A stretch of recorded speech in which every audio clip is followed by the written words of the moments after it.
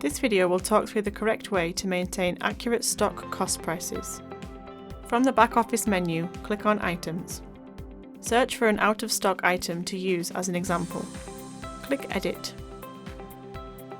When initially creating an item, the average weighted cost should be the cost the business purchased the product at, excluding VAT. Moving forward, this cost should be managed via the purchase order functionality.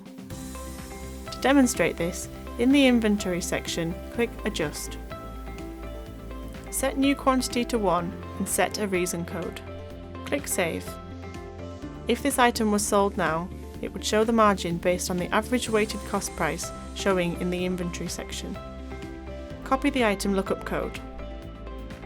From the menu, select Purchase Orders. Click New PO. Select Store. Select the supplier that provides the previously adjusted item.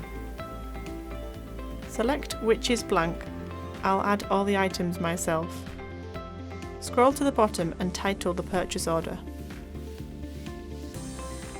Click Create Purchase Order. Click the link to open the newly created purchase order. Click Quick Scan Items. Paste the previously copied item lookup code. Click Add. Click Close. Click Save Changes. Click Mark as Placed. Click Link to book stocking. Adjust units received today to match quantity on this order. Adjust cost price to be half the previous cost. Click Save Changes.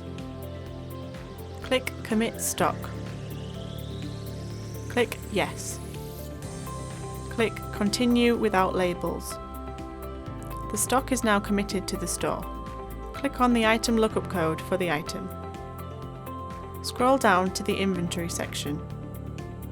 The cost price is averaged across the items that were in stock and the newly received stock. This demonstrates how the average weighted cost functionality works. This functionality helps to maintain an accurate inventory valuation.